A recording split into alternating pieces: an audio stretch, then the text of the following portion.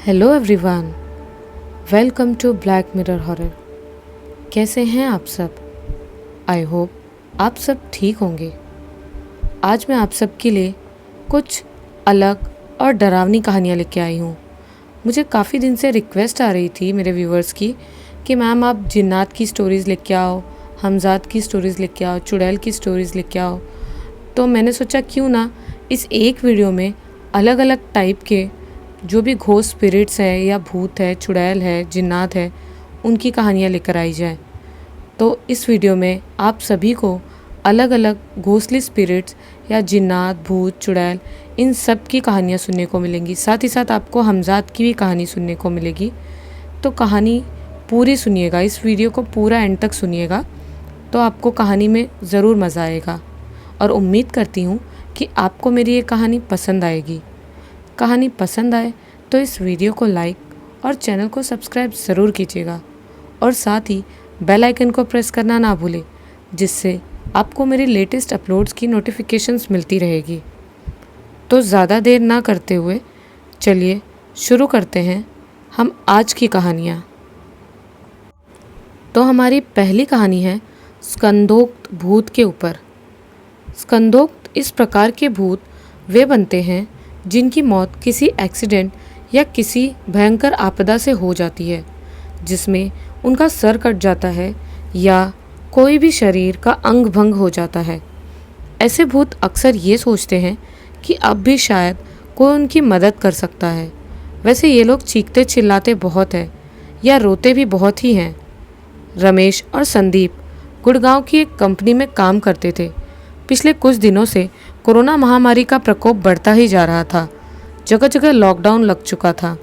लगभग सभी लोग अपने अपने घर पर वापस जाने के लिए अपना अपना कुछ न कुछ व्यवस्था कर रहे थे, क्योंकि यातायात की समस्या का सामना सभी लोग कर रहे थे।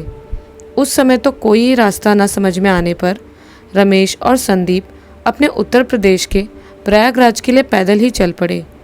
मंजिल तो बहुत ही दूर थी, पर उन दोनों ने थोड़ा तेज़ कदमों के साथ अपना सफ़र शुरू कर दिया था। उन सबके सामने सबसे बड़ी समस्या हुई सड़क पर चलने की। सड़क पर से सफ़र तय करते तो शायद दूरी और भी हो जाती, ऐसा उन दोनों ने सोचा। इसलिए दोनों ने ट्रेन की पटरी के रास्ते चलने का निश्चय किया। रास्ते के लिए खाने पीने का सामान भी ले लिया था। लगभग 2 दिन 2 रात चलने के बाद वे लोग इटावा के पास पहुंचने वाले थे। रात के 2 बज रहे थे। तभी रमेश ने संदीप से कहा, अरे वो देखो, एक ट्रेन आ रही है। संदीप ने भी रमेश की बात का समर्थन करते हुए बोला, हाँ भाई, ट्रेन तो आ रही है, लेकिन काफ़ी तेज़ी के साथ आ रही है। रमेश ने कहा, चलो हम लोग रेल की पटरी से काफ़ी दूर खड़े हो जाते हैं। वे दोनों लोग ट्रेन की पटरी से काफ़ी दूर खड़े हो गए।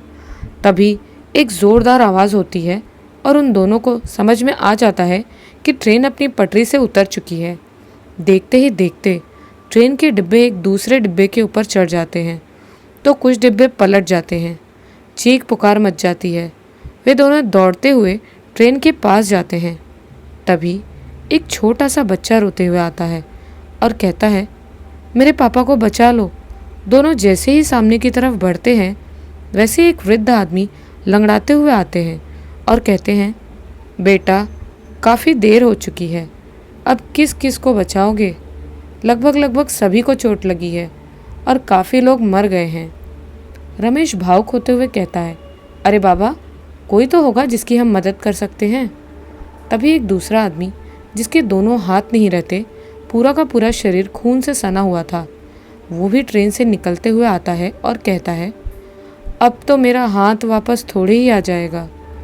उसी के पीछे से एक औरत रोते हुए ज़मीन पर सरकते हुए आती है और कहती है, भाई, मेरे तो दोनों पैर ही कट गए हैं। लेकिन भाई, हम लोग तो बोल कर बता भी सकते हैं कि दिक्कत क्या है, लेकिन जिन लोगों के सर कट गए हैं वो लोग कैसे बोलेंगे? संदीप घबराते हुए पूछता है कि क्या सर कट गए हैं? अगर ऐसा हुआ होगा तो वे तो मर गए होंगे। संदीप की बात सुनकर वो औरत इशारा करते हुए कहती है, नहीं भाई, ऐसा बिल्कुल भी नहीं है। वो देखो, उन लोगों को देखो कैसे लोग हैं। संदीप और रमेश दूसरी तरफ देखते हैं। काफ़ी लोग थे जिनके सर ही नहीं थे। फिर भी वे सभी चलते हुए उन दोनों के पास आ रहे थे। वो नज़ारा देखकर रमेश और संदीप वहीं पर बेहोश हो जाते हैं। सुबह होने पर पास के गांव का एक आदमी आता है और उन दोनों को जगाता है और पूछता है, तुम लोग यहाँ पर क्यों सो रहे हो? संदीप और रमेश चौंकते हुए उठते हैं और चारों तरफ देखते हैं। सब कुछ सही रहता है, कोई भी वहाँ पर नहीं होता। वहाँ सब कुछ साधारण सा माहौल रहता है। तभी रमेश गांव वाले आदमी से कहता है, अरे भाई कल रात को यहाँ एक ट्रेन पलट गई थी। इसके साथ ही रमेश रात वाली सारी घटना उस गांव वाले को बता देता है। गांव वाला आदमी रमेश और संदीप को सांत्वना देते हुए कहता है, तुम लोग बहुत ही भाग्यशाली हो जो बच गए, क्योंकि 2 महीने पहले ही यहाँ पर एक ट्रेन एक्सीडेंट हुआ था। काफ़ी लोग मर गए थे। हर रात को 2 बजे यहाँ पर चीखने चिल्लाने की आवाज़ आती है। यहाँ पर कोई भी नहीं आता। अब आप लोग अपने अपने घर चले जाइए।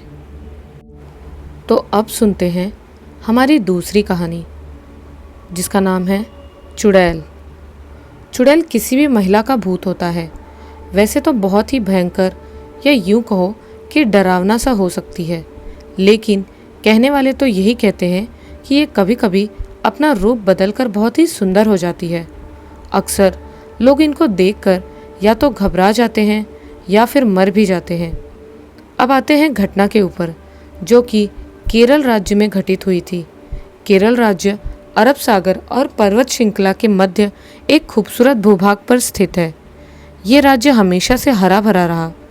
इसी राज्य में एक करियावटम स्थान था, जहाँ पर चाय के बागान और कुछ दूरी पर नारियल के पेड़ बहुतायत में थे। वहीं बीच में खाली से जगह पर कुछ लोग अपने परिवार के साथ रहते थे। वहीं पर एक बुजुर्ग आदमी जिनका नाम कन्नन था, वो भूत प्रेतों को तो नहीं मानते थे, इसीलिए वे अक्सर घर से बाहर झोपड़ी में अकेले ही सोते थे, या ये भी कह सकते हैं कि वे वहीं पर ही रहते थे। एक दिन की बात है, रात के लगभग 11 बजे एक महिला बारिश के पानी में भीगी हुई उनकी झोपड़ी में आई। देखने में तो एकदम साधारण सी लग रही थी। कन्नन महिला को देखकर थोड़ा चौंक से जाते हैं। कौन हो भाई? महिला, बाबूजी मैं बगल में ही रहती हूँ। मेरा नाम दलिमा है, लेकिन मुझे बीड़ी पीने की आदत लग गई है, तो कृपया आप मुझे बीड़ी दे दीजिए। कन्नन दलिमा को बीड़ी देते हुए, कोई बात नहीं, ये लो पी लो। जब भी तुम्हें बीड़ी की इच्छा हो यहाँ आकर ले सकती हो। दलिमा बीड़ी पीते पीते, वैसे बाबूजी आपको डर नहीं लगता है क्या? कन्नन खांसते हुए, अरे अब इस उम्र में क्या डरना, पता नहीं कब ऊपर से बुलावा आ जाए। दलिमा, ठीक है बाबूजी, मैं जाती हूँ, कल फिर से आऊँगी। कन्नन सहमति से अपना हाथ उठा देते हैं। इसी तरह समय बीतता गया। दलिमा कन्नन के पास बीड़ी पीने के लिए आती और चली जाती। इसी बीच वहाँ के लोगों में एक अनजाना सा डर इस बात का बन गया था कि अक्सर रात में जब भी कोई नारियल के पेड़ वाले हिस्से की तरफ जाता, तो ऐसा लगता जैसे कोई एक पेड़ से दूसरे पेड़ पर उछल कूद कर रहा है। साथ ही पायल की भी आवाज़ सुनाई देती। तो वहाँ के लोगों में काफ़ी खौफ फैल गया था। कुछ दिन बाद देवन पैदल ही नारियल को सर पर रख अपने घर की तरफ पहुँचा रहा था। वहाँ के नारियल को उठाता और अपने घर पर लाकर रख देता, लेकिन इस काम में उसे काफ़ी देर हो गई थी, क्योंकि नारियल बहुत ज़्यादा थे। हालांकि उसके घर पर उसके अलावा और कोई भी काम करने वाला नहीं था, तो वह अकेला ही ये काम बड़ी शिद्दत से कर रहा था। रात काफ़ी हो गई थी, बाकी नारियल को भी इकट्ठा कर रहा था। तभी एक प्यारी सी आवाज़ आई, सुनिए, आप लगता है बहुत थक गए। देवन तुरंत डर जाता है। सामने देखता है तो एक बहुत ही सुंदर औरत उसके सामने मुस्कुराती हुई खड़ी रहती है। देवन मुस्कुराते हुए, आप कौन हैं? मैं आपकी क्या सहायता कर सकता हूँ? औरत, मैं काफ़ी देर से देख रही थी कि तुम काफ़ी मेहनत कर रहे हो, मजदूर हो? हाँ हाँ। औरत, बीड़ी तो होगी तुम्हारे पास? देवन चौंकते हुए, अरे तुम इतनी सुंदर हो फिर भी बीड़ी पीती हो? औरत, अगर हो तो दे दो, नहीं तो मैं किसी और से मांग लूँगी। हाँ हाँ है ना, ये लो। देवन बीड़ी निकालकर जलाकर उस औरत को दे देता है। औरत बीड़ी पीती हुई, अब कुछ राहत हुई। वैसे मैंने आपको पहली बार ही देखा है, आप बहुत सुंदर हो, काश आप मेरी पत्नी होती। औरत मुस्कुराते हुए, अच्छा? अरे हाँ, मैं मजाक नहीं कर रहा हूँ। अगर तुम अभी कहो तो मैं तुमसे अभी शादी कर सकता हूँ। औरत, वादा करो फिर, मैं मुकरने नहीं दूंगी। देवन, अरे हाँ हाँ, मैं वादा कर रहा हूँ, मैं तैयार हूँ। औरत, फिर चलो मेरे साथ। औरत देवन को अपने साथ कुछ दूर तक ले जाती है। फिर शादी करने की रस्म शुरू होने ही वाली होती है। तभी, 2 मिनट रुको, मैं श्रृंगार करके आती हूँ। तुम इतनी सुंदर तो हो, तुमको श्रृंगार की क्या ज़रूरत। और वो औरत मुस्कुराते हुए चली जाती है। कुछ देर के बाद वो औरत घूंघट करके मध्यम कदमों से देवन के पास आती है। देवन मुस्कुराते हुए, अपना चेहरा तो दिखा दो। औरत, तुम खुद ही घूंघट हटा कर देख लो। देवन घूंघट हटाता है और चिल्लाते हुए कहता है, अरे तुम कौन हो? एकदम काला सा चेहरा, चेहरे पर खून लगा हुआ, बाल बिखरे हुए, शरीर से बदबू आ रही थी। वो औरत भयानक आवाज़ में कहती है, मैं हूँ दलीमा, शादी तो अब मैं तुम्ही से करूँगी। तो अब सुनते हैं हमारी तीसरी कहानी, जिन। जिन चाहे अलादीन के तिलिस्मी चिराग का हो या कोई और, रहस्य और रोमांच का समा बांध देता है। आज हमने भले ही किस्सों कहानियों में इनके बारे में सुना हो, पर कुछ बुजुर्गों का दावा है कि उन्होंने जिन्नों को देखा है। जिन, गंधर्व, प्रेत आदि कुछ ऐसी प्रजातियां हैं जो शुरू से हमें रोमांचित करती आई हैं और कौतूहल का विषय बनी हुई है। कहानी शुरू करने से पहले कुछ दिलचस्प बातें जो मैंने सुनी है जिन्नों के बारे में, वो बताती हूँ। ये सुनसान जगहों, जंगल, घने पेड़ों, नदी आदि के मनहूस और वीरान इलाके में रहना पसंद करते हैं। इनमें अलग किस्म की शक्तियाँ होती हैं और कैसा भी भेष बदल सकते हैं। कुंवारे लड़के लड़कियाँ अगर किसी वीरान जगहों पर रात के समय तेज़ खुशबू लगाकर गुजरे तो ये खुशबू इन्हें उनका दीवाना बना देती है और ये ताउम्र उनका पीछा नहीं छोड़ते। पर इनकी ये दिल लगी उस बेचारे लड़के या लड़की पर भारी पड़ जाती है। पर एक सबसे ख़ास बात इनके बारे में ये सुनने में आई है कि ये मिठाइयों के मुरीद होते हैं। हलवाइयों में ऐसी कई बातें और किस्से मशहूर हैं जब रात को जिन भेष बदल कर मिठाई खरीदते और दुकानदार को इसके बदले सोने की गिन्नी तक देकर जाते।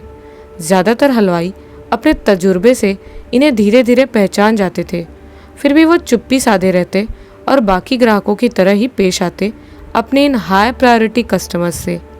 ऐसी एक कहानी आपको सुनाती हूँ जो मैंने किसी से सुनी थी। सुनाने वाले का दावा था कि यह महज कहानी नहीं, एक सच्ची घटना है।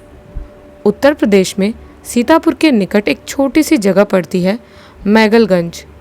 ये मशहूर है मिठाइयों के लिए, खासकर नरम नरम गुलाब जामुन के लिए। वहाँ से गुजरने वाले हर आदमी ने एक बार यहाँ गाड़ी रोककर मिठाई, समोसे, खस्ते, सुहाल का मज़ा ज़रूर लिया है।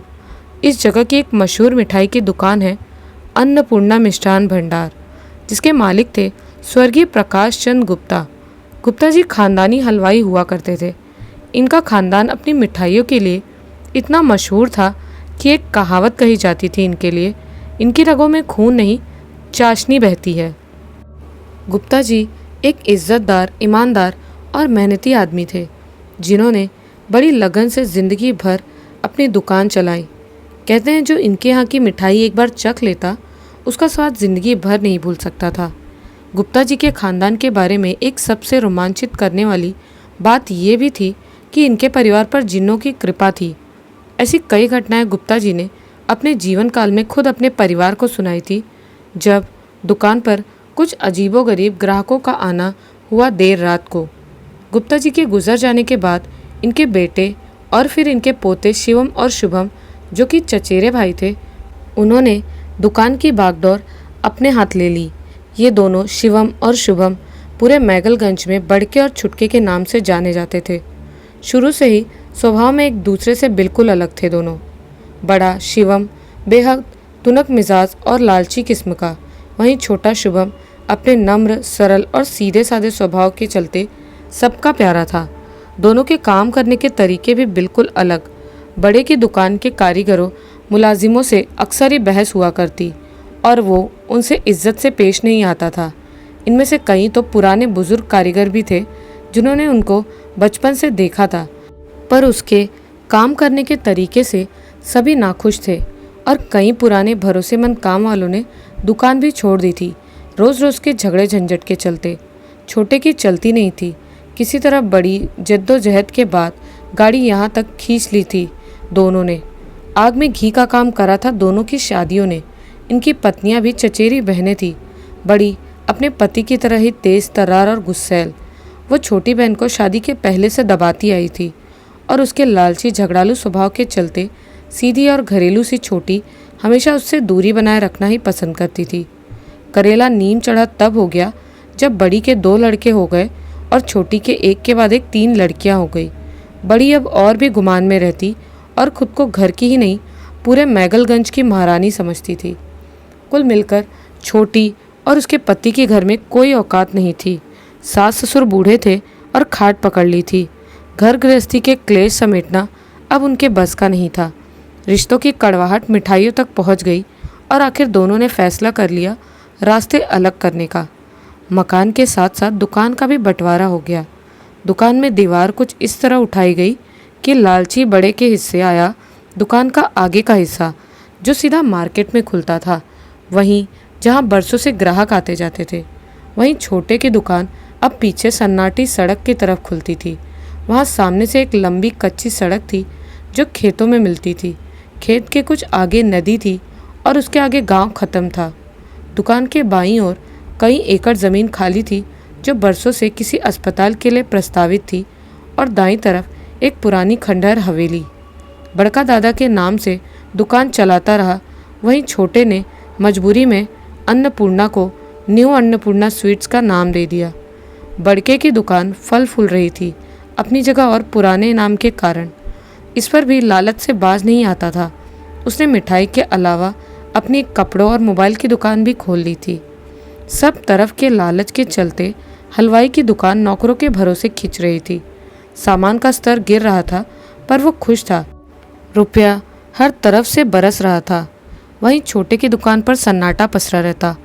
भूले भटके कभी कुछ दोस्त या पुराने ग्राहक भल मनसाहत में आ जाते थे जो दुकान का खर्च चलाने के लिए काफ़ी नहीं थे। सामान और पैसे दोनों का बहुत नुकसान हो रहा था। कई बार मिठाई पनीर दही खराब हुए और फेंके भी गए। एक बार वो बहुत परेशान दुकान पर बैठा था। रात के 10 बज चुके थे। घर जाकर बीवी बच्चों के सामने मायूस हारा हुआ चेहरा ले जाते रोज वो ऊब चुका था। उसे घर जाने का बिल्कुल दिल नहीं था। दुकान के काम वालों को उसने छुट्टी दी और कुछ देर अकेले बैठने का मन बनाया। कब उसकी आंख लग गई, वो सो गया जैसे उसे होश ना हो। तभी अचानक कुछ कुत्तों के तेज भौंकने की आवाज़ आई और वो चौंक कर उठा तो देखा 11:30 बज चुके थे। रात के मोबाइल की बैटरी जा चुकी थी। मोबाइल ऑफ था। वो हड़बड़ा कर उठा दुकान बंद करने। घर पर सब परेशान हो रहे होंगे, ऊपर से मोबाइल भी बंद, बेचारे कॉल भी नहीं कर सकते। ऐसा सोचते हुए उसने ताला चाबी हाथ में ली ही थी कि एक तेज़ खुशबू ने उसका ध्यान खींचा। 2 औरतें कुछ 30-35 के लगभग की, जिनमें एक ने काली और एक ने गाढ़े नीले रंग की साड़ी पहनी हुई थी, उसकी दुकान की तरफ ही चली आ रही थी। छुटके का माथा ठनका। रात के 11:30 बजे कौन सी औरतें अकेले मिठाई खरीदने आती हैं? उसके मन में कई प्रश्न उठे और बहुत डर भी लग रहा था, पर तब तक दोनों अंदर आ चुकी थी। वो सुंदर, लंबी, गोरी, काले लंबे बालों वाली और आकर्षक दिखती थी। इनकी आवाज़ भी मीठी थी। दोनों औरतों ने अपनी अपनी पसंद की मिठाई बनवाई, नोट आगे बढ़ाए और अन्य कोई भी बात नहीं की। कुल हिसाब 1200 का था, पर उन्होंने 1500 दिए। छुटका गले से पैसे निकाल रहा था वापस करने को। नोट निकाल कर उसने जैसे ही गर्दन ऊपर उठाई, दोनों औरतें गायब थी और बचे हुए पैसे भी छोड़ गई थी। छुटके के काटो तो खून नहीं, उसके रोंगटे खड़े थे। कुछ समझ नहीं आ रहा था। घड़ी में 12 बज चुके थे। सड़क पर कुत्ते ज़ोर ज़ोर से भौंक रहे थे। वो भागा घर की तरफ, सीधे बाइक उठाकर, पर घर पर कुछ नहीं बताया। आज उसको वो बचपन की कहानी याद आ रही थी, जिन और उनके मिठाई प्रेम की, जो उसने दादाजी, दादी और बाकी लोगों से सुनी थी बचपन में। वो समझ गया कुछ तो गड़बड़ थी, पर जो भी था उसमें उसका फ़ायदा था। ऐसे सोचते हुए उसने रोज़ दुकान पर देर तक बैठने का मन बना लिया। अगले हफ्ते से मानो ये रोज़ का सिलसिला हो गया हो। छुटका नौकर को छुट्टी दे देता और दुकान पर अकेले बैठा रहता उन रहस्यमयी ग्राहकों के इंतज़ार में। पूरा एक हफ्ता बीत गया पर कोई नहीं आया। वो मायूस बैठा किस्मत को कोस रहा था। तभी अचानक फिर वही चमत्कार हुआ। एक जवान 20-22 बरस का दिखने वाला लड़का आया और ढेर सारी मिठाई खरीद कर ले गया। उसके बाद कभी तीसरे दिन, कभी 7वें दिन, तो कभी 15वें दिन पर कोई ना कोई आता रहता। अब छुटके को इनसे डर नहीं लगता था। उसकी अच्छी कमाई हो रही थी। कमाल तो तब हो गया जब एक बार एक लड़की कुछ मिठाई खरीदने आई और अपना सोने का कंगन वहीं छोड़ गई। छुटका 6 महीने तक उसे संभाल कर रखे रहा, पर कभी कोई उसे वापस लेने नहीं आया। मतलब मानो कोई कंगन उसे भेंट कर गया हो। इन सब रहस्यमय ग्राहकों में कुछ बातें समान थी। ये सब तेज़ खुशबू लगाते थे। इनकी आंखें हल्की भूरी थी, बाल काले घने, और पैसे या तो ये पूरे गिन कर दे जाते या कुछ 5-10 रुपए बचता तो उसको छोड़ देते। और इनके दुकान पर आने से दुकान के बाहर निकलने तक आसपास कोई कुत्ता होता तो वो ज़ोर से भौंकना शुरू कर देता। ये कभी भी ज़्यादा बोलते नहीं थे। ऐसा भी सुनने में आया कि एक बार एक आदमी पुलिस के ड्रेस में तो एक बार एक लड़का दूल्हे सी शेरवानी पहने भी आया था मिठाई लेने। जैसे ये ग्राहक दुकान से निकलते, छुटके ने कई दफ़ा कोशिश करी जानने की कि ये किधर से आते हैं और किधर को जाते हैं, पर वो कुछ दूर चलकर गायब हो जाते। छुटके ने इनका ज़्यादा पीछा करना ठीक नहीं समझा, क्योंकि उसको अंदेशा था कि ये कोई इंसान नहीं है, कोई अन्य ही शक्ति है। ये रहस्यमय ग्राहक कभी बहुत दिन के अंतराल पर भी आते तो इतना सामान बंधवा लेते जिससे उसके कई दिनों का खर्चा पानी निकलता रहता। इनमें से ज़्यादातर गुलाब जामुन या बर्फ़ी की ही फरमाइश करते। कई बार ऐसा भी इत्तेफाक हुआ कि दुकान पर फरमाइश की पर्चियाँ मिली। जैसे एक बार एक पर्ची में 2 किलो दूध की बर्फ़ी तो कभी रस मलाई रात तक तैयार करके रखने की बात लिखी होती। दुकान के नौकरों को इसकी भनक थी कि कुछ गड़बड़ है, पर नौकर वफादार और उसकी इज्जत करने वाले थे। और आखिरकार छुटके ने उनको भी इन रहस्यमय ग्राहकों के बारे में बता दिया, किसी भी बाहरी आदमी को न बताने की कसम देकर। दुकान के चलने से उनका भी फ़ायदा था, इसलिए सब चुप ही रहे और मन ही मन उन ग्राहकों का शुक्रिया अदा करते। इस तरह 3 महीने बीत चुके थे। कुछ दिन के बाद एक और अच्छी खबर हाथ लगी, जिससे वो खुश था। बरसों से खाली पड़ी अस्पताल की ज़मीन पर अगले महीने से आखिरकार काम शुरू होने जा रहा था। अस्पताल शुरू होने का मतलब सड़क पर रौनक और ग्राहकों की बढ़ोतरी। वो खुश था, मानो कोई तो शक्ति थी जो उसकी मदद कर रही थी। कुछ दिन बाद इसकी भनक बड़े भाई को लग गई, जब उसकी दुकान के एक पुराने नौकर ने रात 12 बजे तक दुकान खुली देख ली और उसने बड़के को बताया कि दाल में कुछ काला है। उन दोनों का शक था दुकान की आड़ में छुटका कुछ गलत काम कर रहा है, और दोनों ने छुपकर जासूसी की ठानी। भाई ने पूरी तैयारी कर रखी थी सच की तह तक पहुंचने की। वो 2 महीने तक भाई पर नज़र रखे रहा, यहाँ तक कि उसकी पत्नी ने भी बहन उर्फ देवरानी से संबंध सुधारने की आड़ में उसके घर आना जाना शुरू कर दिया, इस उम्मीद में कि कहीं से कोई सबूत हाथ लगे। अपने अलावा बड़के ने एक वफादार नौकर को भी इस मुखबरी में शामिल करा हुआ था। फिर एक दिन जब उसने आधी रात को एक औरत और एक आदमी को दुकान से निकलते देखा, तो उससे आखिरकार उस दिन रहा नहीं गया और उसने उनका पीछा करने की ठानी। ये सभी रहस्यमय ग्राहक मिठाई मोल लेकर हमेशा खेतों के रास्ते होते हुए ही जाते थे, जहाँ घना अंधेरा रहता और कोई भी जल्दी जाने की हिम्मत नहीं करता। उस दिन अमावस की काली रात थी। हर तरफ घना अंधेरा छाया था। बड़के का वफादार नौकर छुट्टी पर था। बड़के के पास टॉर्च थी। वो चल दिया इन दोनों आदमी औरत के पीछे देखने कि आखिर ये कौन लोग हैं जो भाई पर इतनी मेहरबानी बरसा रहे हैं। जिन भूत प्रेत तो छोड़िए, बड़के को तो भगवान की पूजा पाठ में भी अधिक विश्वास नहीं था। उसके सर पर जैसे भूत सवार था इनका राज जानने का, और वो दबे पाँव इनका पीछा करता रहा। वो दोनों खेतों से होते हुए नदी के किनारे तक पहुँचे।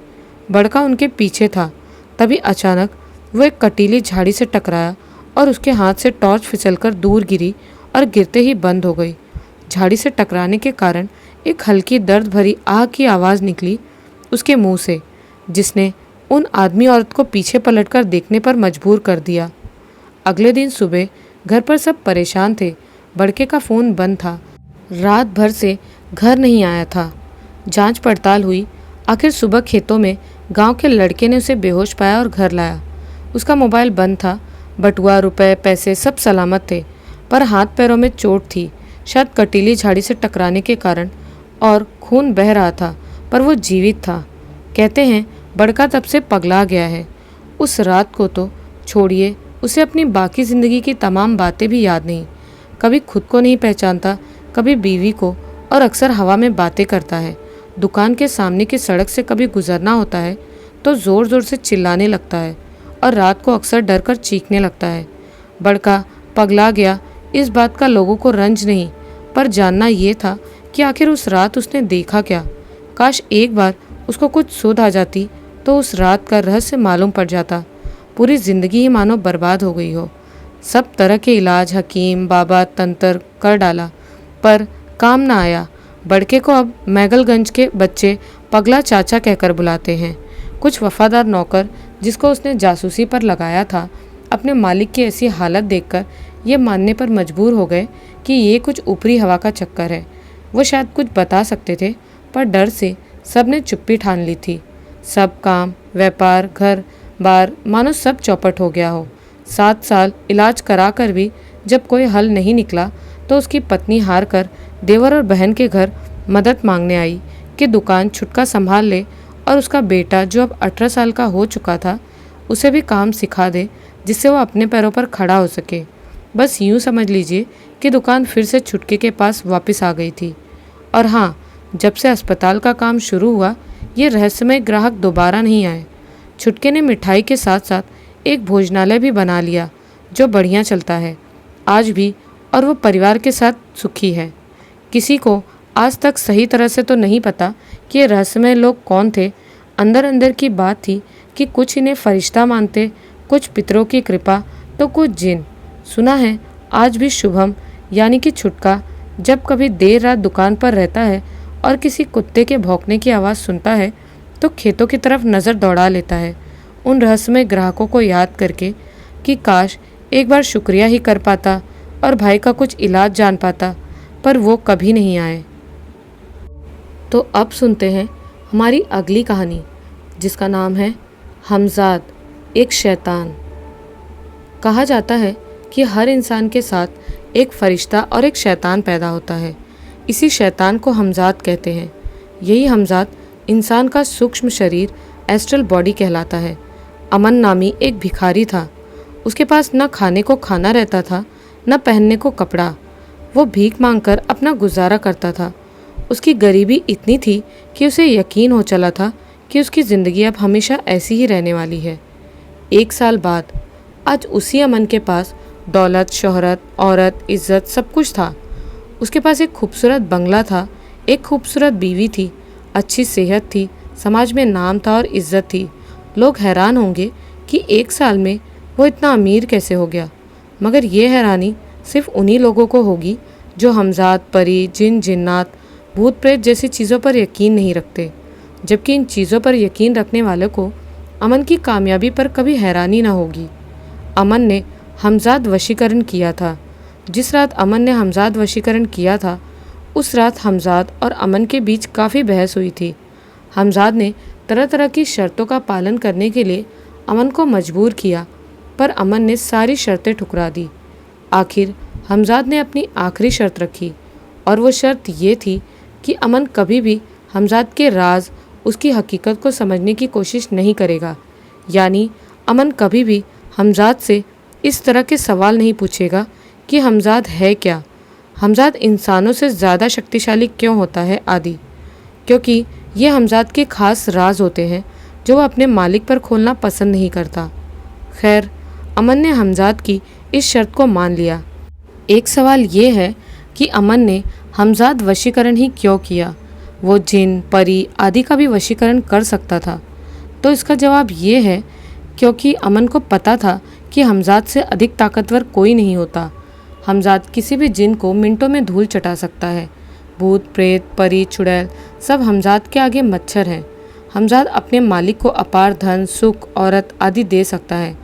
इसी की मदद से अमन अमीर हुआ और इसी की मदद से उसने कई आमिलों, फ़कीरों, बाबा को हराया, क्योंकि उसके दुश्मनों के पास ज़्यादातर जिन ही होते थे जिनको हमजाद लम्हे भर में बेवजूद कर देता था।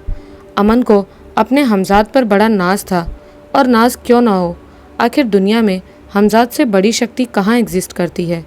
एक दिन की बात है, अमन का मुकाबला एक महान अजय हस्ती से होने वाला था। उस हस्ती का नाम जॉन था। जॉन आज तक कभी किसी मुकाबले में नहीं हारा था। अमन ने जॉन को देख खुद से कहा, जॉन, मैं मानता हूँ कि तू अब तक अजय है, मगर आज तेरी हार निश्चित है, क्योंकि तेरा सामना आज मुझसे नहीं बल्कि मेरे हमजाद से होने जा रहा है। इसके बाद मुकाबले के लिए दोनों आमने सामने आ गए। अमन का हमजाद अमन के बगल में ही खड़ा था। अमन के चेहरे पर एक मुस्कान थी, क्योंकि उसको पता था कि आज ये जॉन घुटने टेकने वाला है। दोनों के बीच मुकाबला शुरू हुआ। अमन को लग रहा था कि जॉन के पास कोई साधारण जिन होगा, इसलिए वो गर्व के लहजे में जॉन से बोला, जॉन, तुम अपने जिन से एक सेब मंगवा कर दिखाओ। अगर तुम ऐसा न कर सके तो ये तुम्हारी हार होगी।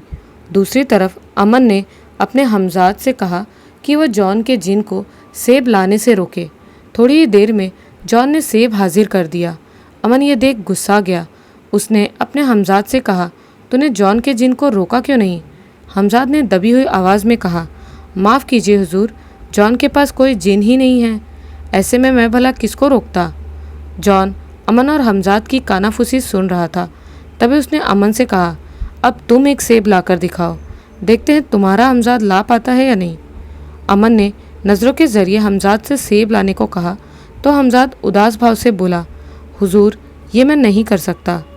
अमन, लेकिन क्यों? हमजाद, क्योंकि जॉन हम दोनों से ज़्यादा शक्तिशाली है। क्या? उसके पास ऐसी कौन सी शक्ति है जो मुझसे भी ताकतवर हो गया? हमजाद, दरअसल बात यह है कि जॉन खुद एक हमजाद है, और इसी के साथ साथ उसके पास एक अलग से भी हमजाद है। जैसे आपके पास मैं हूँ, इस तरह से उसके पास दो दो शक्तियाँ हैं, जबकि आपके पास सिर्फ एक ही शक्ति है जो कि मैं हूँ। ऐसे में मैं भला दो दो को कैसे रोकता? क्या बकवास कर रहे हो? इंसान भला खुद हमजाद कैसे बन सकता है? हमजाद, बन सकता है हुजूर, इंसान भी हमजाद बन सकता है। आप जॉन से हार मान जाएं, तब मैं आपको बताऊंगा कि जॉन खुद हमजाद कैसे बना। वैसे भी मैं जॉन से नहीं जीत सकता। अगर मैं जॉन से भिड़ूंगा तो उसका हमजाद मुझ पर टूट पड़ेगा, और अगर मैं उसके हमजाद से भिड़ूंगा तो जॉन खुद मुझ पर टूट पड़ेगा। इसलिए आप हार मान जाए तो बेहतर है। अमन को मजबूरन जॉन से हार माननी पड़ी। जॉन बहुत खुश हुआ और चला गया। इसके बाद अमन ने अपने हमजाद को हाजिर किया। अब अमन और अमन का हमजाद आमने सामने थे। अमन बोला, जॉन खुद हमजाद कैसे बना?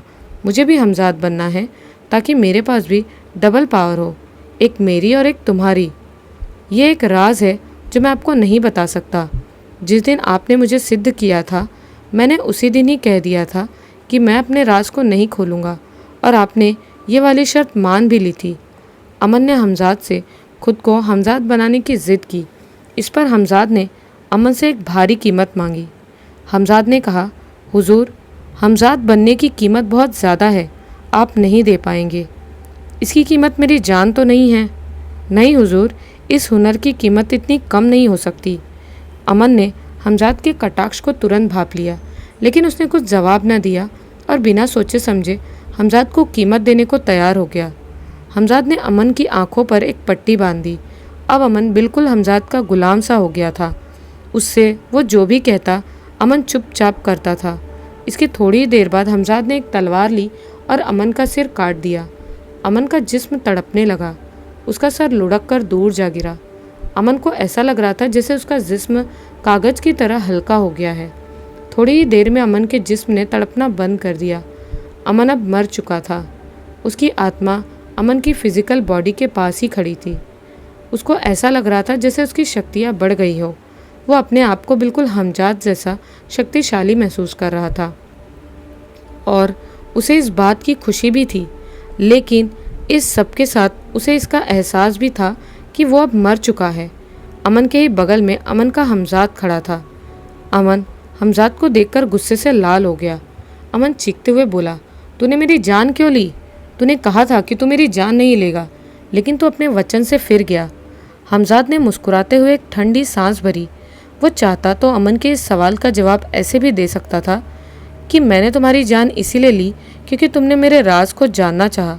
तुमने हमजाद जैसा शक्तिशाली बनने की कोशिश की, सो मैंने तुम्हें बना दिया। मगर उसने अमन को इस तरह का जवाब नहीं दिया, बल्कि उसने काफ़ी लंबा चौड़ा जवाब दिया। हमजाद ने कहा, हुजूर आप तो जानते ही हैं कि इंसान 3 चीज़ों से मिलकर बना है।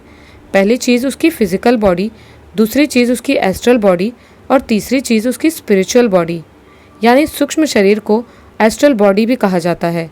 मैं आपका हमजाद हूँ, यानी सूक्ष्म शरीर को हमजाद कहा जाता है। क्योंकि मैं आपकी एस्ट्रल बॉडी हूँ, तो एस्ट्रल बॉडी होने की वजह से मेरी शक्ल, सूरत, आदत, फितरत सब आपके जैसी है। और आपकी आत्मा आपकी स्पिरिचुअल बॉडी है। आपका भौतिक शरीर आपकी फ़िज़िकल बॉडी है। आपको अपने होने का एहसास आपकी स्पिरिचुअल बॉडी से होता है। आपने तंत्र विद्या की मदद से अपने हमजाद यानी एस्ट्रल बॉडी यानी मुझे अपनी फ़िज़िकल बॉडी से मुक्त कर दिया था, जबकि आपकी स्पिरिचुअल बॉडी आपकी फ़िज़िकल बॉडी में ही कैद थी। जब कोई एस्ट्रल या स्पिरिचुअल बॉडी अपनी फ़िज़िकल बॉडी से अलग हो जाती है तो उसकी शक्ति बढ़ जाती है। यानी कि मैं और आप फिज़िकल बॉडी से अलग हो चुके हैं, इसीलिए हम दोनों बहुत ही ज़्यादा शक्तिशाली हो गए हैं। जॉन के साथ भी कुछ ऐसा ही मामला था, इसीलिए उससे हम हार गए। जॉन ने अपनी एस्ट्रल और स्पिरिचुअल दोनों बॉडीज़ को पहले ही अलग कर चुका था। वो जब चाहे अपनी फ़िज़िकल बॉडी में आ जा सकता था। अब अगर हम ये कहें कि जॉन खुद एक हमजाद हो गया था तो गलत ना होगा। अपनी स्पिरिचुअल बॉडी के साथ वो मुझ पर टूट पड़ता अगर मैं उससे उलझता या उससे मैं झगड़ा करता और वो मुझे यातना देता। और रहा सवाल ये कि मैंने आपको क्यों मारा, तो इसका जवाब ये है कि मैंने आपको नहीं मारा, बल्कि आपकी फ़िज़िकल बॉडी को मारा है। इंसान का वजूद सिर्फ उसकी स्पिरिचुअल बॉडी से होता है और ये स्पिरिचुअल बॉडी अमर है, यानी कि आप अभी भी जीवित हैं। इस तरह मैं पूर्ण रूपेण निर्दोष हूँ, मैंने कोई वचन भंग नहीं किया। ये कहकर हमजाद ज़ोर ज़ोर से हंसने लगा। अमन समझ गया कि वो बेवकूफ़ बना दिया गया है, लेकिन इसके बाद भी उसने एक लास्ट ट्राई की। लेकिन जॉन तो अपनी फ़िज़िकल बॉडी में आ जा सकता है, फिर मैं क्यों नहीं आ जा सकता? हमजाद ज़ोर से हंसा, क्योंकि तुम बेवकूफ़ थे। जॉन ने आध्यात्मिक तरीके से खुद को अपनी फ़िज़िकल बॉडी से मुक्त किया था और वो सही रास्ता था। तुमने सारी ज़िंदगी अपनी एस्ट्रल बॉडी को मुक्त करने में लगा दी और खुद को मुक्त न किया। तुम्हें चाहिए था कि तुम मोह माया से उठकर खुद को अपने शरीर के बंधनों से आज़ाद करते, ताकि तुम्हें ईश्वरीय आनंद की प्राप्ति होती, पर तुमने ऐसा नहीं किया। अमन रोने लगा। तो अब आगे क्या होगा? तुम तो जानते ही हो कि हम हमजाद एक तरह के शैतान होते हैं और शैतान का मकसद सिर्फ इंसान को गुमराह करना होता है, जो कि आज मैंने कर भी दिया। अब आगे नर्क का निवाला बनने के लिए तैयार हो जाओ। तैयार हो जाओ उस दिन के लिए जबकि दुनिया में प्रलय होगी और सारे शैतानों, हमजादों, पापियों को पकड़ पकड़ कर नर्क में डाला जा रहा होगा। तैयार हो जाओ उस दिन के लिए जबकि हम तुम दोबारा नर्क में मिलेंगे और अनंतकालीन यातना सहेंगे। ये दिन वो दिन होगा जबकि सबको अपने कर्मों की याद आएगी उन पापों की और उन गुनाहों की जो कि उन्होंने किए होंगे। याद आएगी हर उस लम्हे की जो कि उनसे गफलत में गुजरे होंगे। याद आएगी उस नाकाम ज़िंदगी की जिसको उन्होंने शाश्वत समझ रखा था। इस सारी ज़िंदगी शक्तियों की तलाश में भटकने वाले तुम बड़े घाटे में रहे और अब अपनी इस हालत का खामियाजा भुगतो। तो अब सुनते हैं हमारी आज की आखिरी कहानी, कंबल वाला भूत। ये वाक़या है लगभग 25 साल पहले का। बड़े पापा हमेशा एक किस्सा सुनाया करते हैं। दिसंबर का महीना था, कड़ाके की ठंड पड़ रही थी। शहरों की अपेक्षा गांव में ठंड काफ़ी ज़्यादा पड़ती है। इतना कोहरा ही सुबह की शाम जैसे लगती है। कोहरे की वजह से बस आसपास धुंध ही धुंध दिखती थी। ठंड इतनी कि बिना चादर या शॉल ओढ़े कोई बैठ ना पाए। सब अपने नियमित कामों में लगे थे। बस दिक्कत यही थी कि पूरी तरह खुद को गर्म रखने के लिए शॉल और स्वेटर पहनना ज़रूरी था और पैरों में मोज़े भी। शाम ढलते ढलते लोग खाना खा लेते और जो भी उनके रात के समय के कार्य होते थे उसे बहुत ही जल्दी पूरा कर लेते थे। सोने से पहले कुछ देर घर के बाहर अपने मित्र और साथियों के साथ एक झुंड बनाकर बैठ जाते। बीच में थोड़ी सी आग जलाकर रख देते उस जलती आग से अपने हाथ सेकते और कंबल या शॉल जो भी होता उससे खुद को पूरी तरह ढक लेते थे और काफ़ी समय तक बातें करते। कभी कभी ये झुंड की मीटिंग आधी रात तक खत्म नहीं होती थी। जिसके भी दरवाजे के बाहर आग जलती देखते वही लोग बैठकर आग सेकते और बातें करते थे। चेहरा तो कोई किसी का देख नहीं पाता था, बस आवाज़ से ही अनुमान लगाते ये कौन है। उस दिन सब ऐसे ही झुंड में बैठे थे, बच्चे अलग और बड़े अलग। रात के लगभग 9 बजे थे। सब इधर उधर की बातों में लगे थे। तभी कोई आते हुए दिखा। धुंध और कोहरा इतना था कि कुछ साफ नहीं दिखाई दे रहा था। बस कोई आदमी जिसने कंबल को सर से पैर तक इस कदर ढका था कि ना उसका चेहरा दिख रहा था और ना ही उसका पैर। इतनी रात को ये कौन आ रहा है, वो भी गांव के बाहर की तरफ से। पापा विमला से बात करते हुए पूछ पड़े।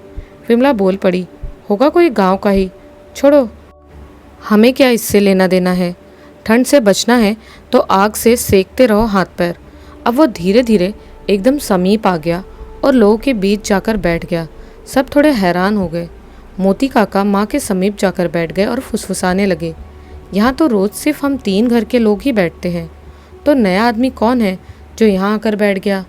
जाने दीजिए, होगा कोई। ठंड इतनी है कि कुछ कदम चलना भी बहुत मुश्किल है, यहीं से गुजर रहा होगा, इसलिए यहाँ आकर बैठ गया होगा। फिर माँ और मोती काका फिर दूसरी बातों में व्यस्त हो गए। भाई बहुत ठंड है ना, ये 2-4 दिनों से। वो कंबल में लिपट कर बैठा था, ना किसी की बातों का कोई जवाब देता और ना ही कोई भी हलचल करता। सबको उसका बर्ताव अजीब लगने लगा। कुछ देर बैठने के बाद वो वहाँ से उठकर चला गया। थोड़ी ही देर में वो कोहरे के बीच कहीं खो सा गया। अगले दिन फिर वो उसी वक्त आया। कुछ देर बैठा और बिना कुछ बोले चला गया। ये सिलसिला कुछ दिनों तक ऐसा ही चला। अब सब परेशान होने लगे थे। सब यही बात कहने लगे थे कि ये तो कोई चोर बदमाश होगा जो बड़ी डकैती के फिराक में शायद हर रोज़ घर देखने आ रहा है। कौन सी चीज़ कहाँ है, चोरी करने के लिए घर में कहाँ से घुसा जाए, और न जाने कितनी ही बातें। अगर ये चोर है तो ज़रूर इसके साथी भी आसपास ही कहीं छुपे होंगे। इसे पकड़ना आसान नहीं होगा। फिर सब ने एक तरकीब लगाई। रात में औरतें सब एक झुंड में बैठी और पुरुष दूसरी तरफ झुंड में, साथ में शराब की बोतल और कुछ ग्लास के साथ। सब ने अपने अपने ग्लास में थोड़ी थोड़ी शराब ली थी। एक ग्लास में पूरी तरह शराब भरकर वहीं थोड़ी दूर जहाँ वो कंबल वाला आकर बैठता था वहीं रख दी। थोड़ी ही देर में कोई तो घने कोहरे के बीच से आता दिखा। तभी चाचा ने 4 से 5 नींद की गोलियां जो पहले ही बारीक पीस कर एक कागज़ में रखी थी उस शराब के भरे ग्लास में डाल दी और सब उसे अनदेखा कर एक दूसरे से बातें करने का नाटक करने लगे। वो थोड़ी ही देर में खाली जगह पर आकर बैठा और धीरे से वहाँ रखी ग्लास की शराब पी गया। लगभग आधा घंटा बीत गया। वो वैसा का वैसा ही बैठा था, कोई असर नहीं हुआ उस पर। तभी सब ने एक दूसरे को इशारे किए और उस कंबल वाले को पकड़ने के लिए झपटे, पर सब उल्टा हो गया। वो कंबल वाला उठकर खड़ा हो गया। बिना पीछे घूमे उसका चेहरा साफ साफ नहीं दिख रहा था, पर वो हमारी तरह ही था। बिना मुड़े वो पलक झपकते ही वहाँ से अदृश्य हो गया। अब सब डर गए। कोई पीछे की तरफ से कैसे भाग सकता है? उसके पैर उल्टे थे, मतलब ये इंसान नहीं है। सब बहुत डर गए थे, पर डरने से परेशान होने से कुछ नहीं होने वाला था। इस समस्या का कोई तो समाधान खोजना ही होगा। इसीलिए अगले रात में सब उस पर हमला करने के लिए पूरी तरह तैयार थे। कुछ गांव वाले को भी पूरी बात बताकर वहां एकत्रित कर लिया था, क्योंकि अब जान का खतरा था सबको। रात सब ने एक एक लोहे की छड़ अपने पास रखी। रोज़ की तरह सब फिर झुंड बनाकर बैठ गए। एक ईंट और सारी लोखंड की छड़ को आग में गर्म होने के लिए रख दिया गया। थोड़ी देर में कोई कोहरे में से आते हुए दिखा। तभी वो आग में रखा गया ईंट निकालकर जिस जगह वो बैठता था वहीं रख दिया गया। सबने लोहे की छड़ निकालकर अपने पास रख लिए। जैसे जैसे वो पास आ रहा था, सब एक दूसरे से बातें करने का नाटक करने लगे। सबके हाथों में लोहे की छड़ और कैंची थी। जैसे ही वो उस जलती ईंट पर बैठा, तिलमिलाकर उठ खड़ा हो गया। पीछे से रामू काका ने उसे लोखंड के छड़ से जोर से मारा और दूसरी तरफ से चाचा ने उसका कंबल खींच लिया और लाइट से उसके ऊपर उजाला कर दिया। आधा जला और आधा इंसान। लंबे लंबे नाखून थे उसके और पैर उल्टे। सब देखकर खौफ में आ गए। हिम्मत किसी की नहीं हो रही थी, पर लड़ते नहीं तो मारे जाते। तभी बड़े पापा ने हिम्मत करके उसके सर के बाल काटने की कोशिश की, पर वो नहीं पकड़ पाए। वहाँ घर वालों के अलावा बहुत सारे गांव वाले भी मौजूद थे। सब ने उस पर एक साथ हमला किया। वो जीत नहीं पाएगा, सबसे ऐसा लगने लगा। तभी वहाँ से एक ही पल में वो ओझल हो गया। उस दिन की घटना के बाद से वो आज तक कभी नहीं दिखा किसी को। उस घटना से हमें हमेशा बड़े पापा समझाते हैं कि डर के आगे जीत है। डरना कभी मत, चाहे कितनी भी परेशानियां या कठिन परिस्थिति हो, उसका सामना करना। कैसी लगी आपको ये कहानियाँ? हमें कमेंट्स में ज़रूर बताएं। मिलती हूँ एक नए वीडियो में कुछ नई और डरावनी कहानियों के साथ। तब तक के लिए बाय एंड टेक केयर।